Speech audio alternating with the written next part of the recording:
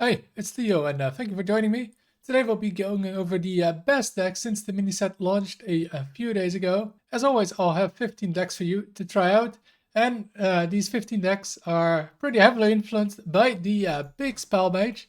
It's like a third of the meta right now, but as you can see, it's not in the top 3 decks because, well, basically the entire meta is trying to counter it, and the 3 of the best counters are Painlock, Big Shaman, and Pirate Demon Hunter. So it's actually not the best way to climb, it's just better to try and counter it. And on top of that, these decks are just really good even without trying to counter Mage. So let's get started with the very first one, the Painlock. I mean, nothing special here, same as before. This time it's running Vona, so to summon Ouroboros, but you could also run Symphony of Sins, that's fine. But yeah, as usual, right, just try and damage yourself pretty quickly, get those Prisoned Horus and Molten Giants for 0 out, and yeah, that's pretty much it. Often games end by turn 4, 5, and yeah, very fast deck to climb with. Then, the next deck we have is the Big Shaman. That's a bit slower, because it really only comes online like turn 5, turn 6. It is Big Shaman though, it does have some cards that are not as big, with Cookie and Agatha, but they're really there to enable the synergies. Obviously, you have to play Cookie to be able to run Cliff Dive, which is kind of what this deck is built around. So yeah, what you want to do, of course, is play Hagatha, draw your Cliff Dives with it. Your Fairy Tale Forest, in the meantime, draws either Hagatha or the Razzle Dazzlers, and then you play Cliff Dive and it summons some of the big minions like Goganev, Colorguard, Walking Mountain, or the Yoxeron, and yeah, you can do that multiple times, so that's really strong.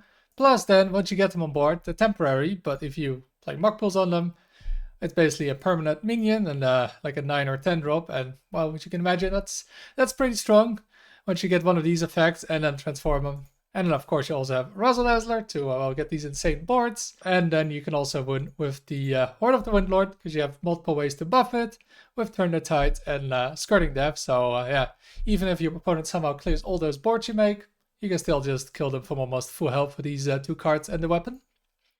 Then as the third deck, another counter to the big Spell Mage is the Pirate Demon Hunter, just a very fast deck that really snowballs, and yeah, that's why it's so good against Mage, because they kind of lack that early game a little bit. So yeah, with this deck you just try and get on board very quickly. Cards like this, you know, if it doesn't get cleared, can just win almost single-handedly. And then just Pirates with cards like Hose and Roughhouser, like yeah, if you leave any Pirates up, you play this. Well, they're becoming 2/2s, a lot harder to clear, and then if you don't clear this one, well, it becomes 3/3s and win the game pretty fast. And as usual, yeah, the Ziliax here, just the buff one, as with all the other aggro decks, pretty much. You're still playing it, even though it's a little bit worse. Still a pretty broken card. Alright, now let's then get to the big deck, the deck that really is defining the meta, the big Spell Mage. And well, you probably know what's in it already with the Portamaza, Skyla, the big spells, and other ways to cheat out the big spells. Yeah, this build might be the best right now. It's basically running tech to be good better in the mirror with 2 Speaker Stompers and 2 Cult Neophytes, so you can actually delay your opponent from doing the broken stuff, and then you can be the first one to do the stuff like Tsunami, and it's always better to be the first one playing these big cards. Generally wins, so that's why we're having this build, and yeah, the rest just a standard big Spell Mage. Not much to talk about here. And then as the 5th best deck, I'd say it's Handbuff. Yeah, nothing new in this deck. It's pretty much the same as before.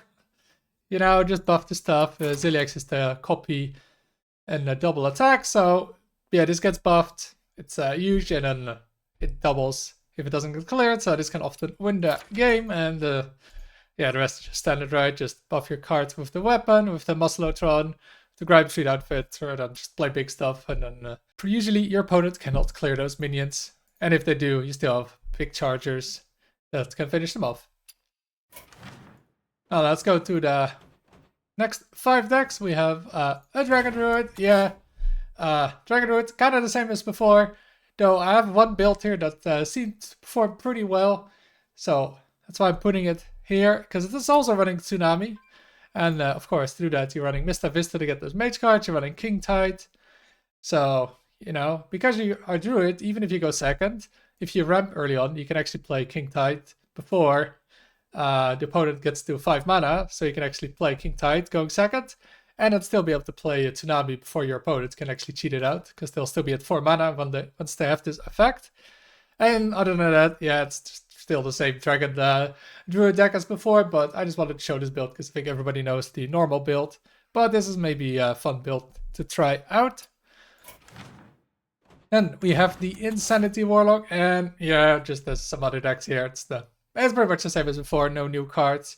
What it isn't running though is Symphony of Sins and Fizzle, because, well, the meta is pretty fast, right? Like, games against Major over pretty fast, so running kind of Greed, I don't think it's really worth it right now. So just a fast, lean build to win quickly and not have too many slow cards in it.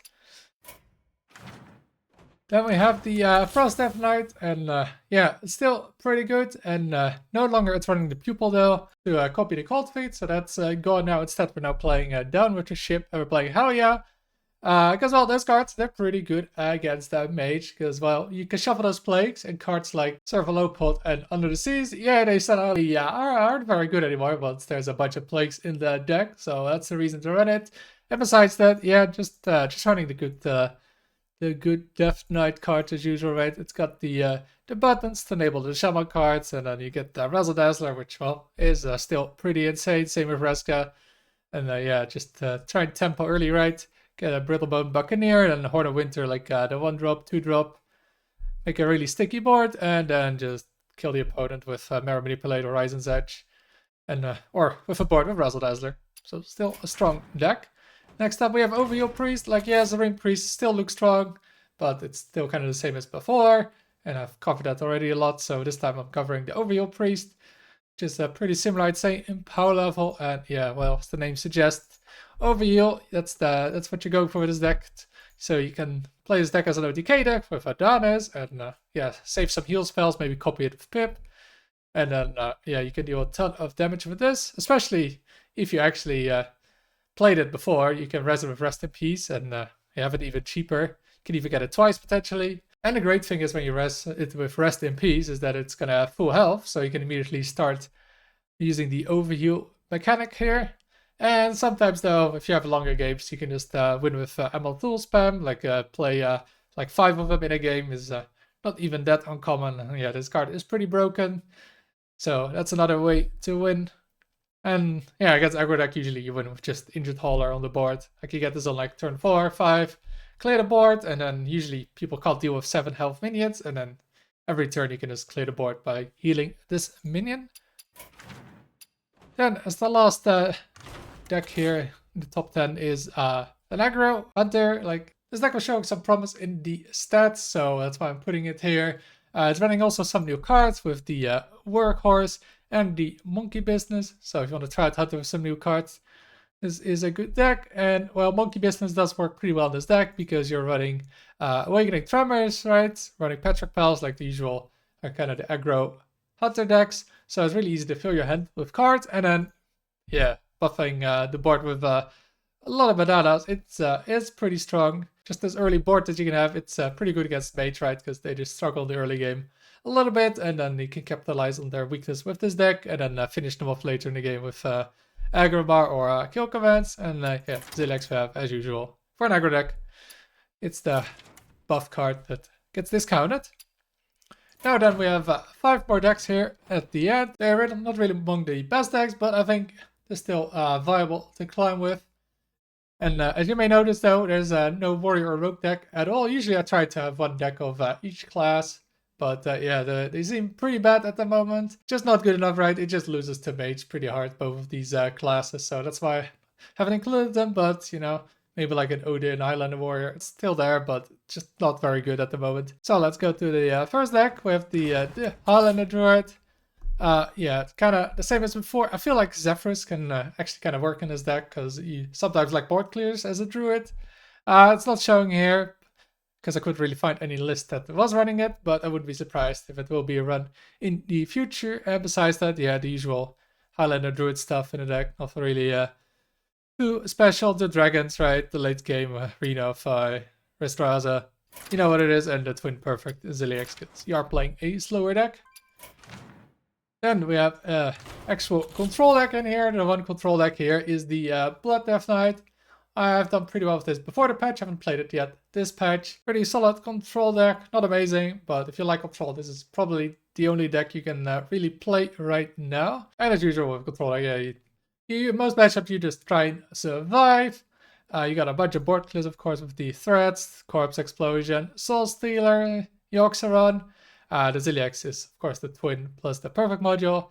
Besides that, though, because of playing buttons, we can also sometimes just win a board with crazy stats that Russell doesn't provides, or with, Marin Legendaries or Primus boards. So that's also possible, and we're running Vampiric Blood, so we can survive some OTK decks as well. Now, the next we have another Shaman deck. There's a lot of good Shaman decks. I only covered one earlier, but yeah, a lot of the Shaman decks are somewhat similar, so I didn't want to put all of them in those lists. But yeah, there's a bunch of Shaman decks. This one is a little bit different though. It's the Highlander Shaman, and it's running a few new cards with the 3 Planar Zephyrs, of course. And we got the new Tourist with Turbulus, and with Turbulus we can run the Sasquatch. And we're running the Parrot Sanctuary, so this Parrot Sanctuary is great in like getting your battle cries live earlier, such as Dr. Holiday. And Sasquatch is great because it just repeats all the cards you played the previous turn, and I've done it multiple times already, is just play Marin once, get the Sasquatch, and then next time you can play again and get another one, and well, that's pretty strong, getting multiple cards for free and then being able to repeat that. And besides that, as usual, right, Highlander decks, just running the copy Ziliax with perfect module, the Arena with the Dock, and just besides that, just running the good Shaman cards. Then after we have another Highlander deck. We have the Highlander Hunter. Pizza got rank 1 with this, and it's running a few of the new cards. So if you want to try some of the new cards in Hunter, well, you got 2 decks to try out even. You got the Zephyrs here, and we have the Cash Cow actually here. Haven't actually played with it or seen it, but seems to actually working in this deck. And as usual at Hunter, it's still a pretty aggressive list. A lot of early game, but you also got a bit of late game, of course, since you're playing a Highlander deck. The Reno, the same Zeph as the other Highlander decks, and the Marin. And then again, just like the Shaman deck we just discussed, you can also repeat that Marin or just some of the other cards you're playing in this deck. Just remember with Sasquatch, you do not repeat the battle cries. You just play the cards on the board, but Battlecry only works when you're playing cards from your hand. And as the very last deck, we have a, well, Piposi Tourist Paladin. It doesn't really have a good name. Sometimes I call it OTK Paladin, because that's usually what it does. But why it's called Piposi is, of course, because it's running Piposi, Paintooth, and it's a pretty good card on this list, because you have a lot of cards this can cheat out. We've got Amethyst, we got the Ziliac. This one has the Virus at perfect, because Virus is just really good way you can cheat it out, much better than the Twin module. We got Living Horizon cheat out, the Senkazel, and then you can get you can even replay Piposi with your Conniving Conman. So if you have all those cards still in your deck, you can replay it and then get the others that you didn't summon yet with Piposi. And yeah, it's pretty strong summoning Ziliax, Amethyst, Living Horizon in one turn with Piposi. Don't forget, you can cheat this out earlier by playing the Seashell here. And yeah, that is the Piposi part. And then the tourist part of this deck with Sunset Nasa is the OTK part of this deck, where you can double up on the spells, the cheap spells, and that's going to be the Holy Glow Sticks and a manager for the damage. And because you have a lot of cards that generate coins with this, such as the manager again, so you got 2 coins if you play this with Sunset Nasa, the Metal Detect, and Greedy Partner. You get almost infinite mana playing this. And then also what you want to have is the Heart of the Windlord active, because then you can Divine Brew yourself. And because this gives +1 attack when you have a Divine Shield active already, the first time you cast a Blind Asset gives you +1 attack, and then every one after that gives you +2 attack. And well, because you have Heart of the Windlord, it's basically 1 mana deal 4 every time you play this. So yep, that adds up pretty fast, combined with those Holy Glow Sticks. You can pretty easily OTK the opponent. So that is this Paladin deck you can try out. Not amazing, but I think it is viable. So that is all the 15 decks I want to recommend to climb to Legend with. Let me know what you think of them. Which one do you want to try out? If this video was helpful, make sure to like and subscribe, and I'll see you next time.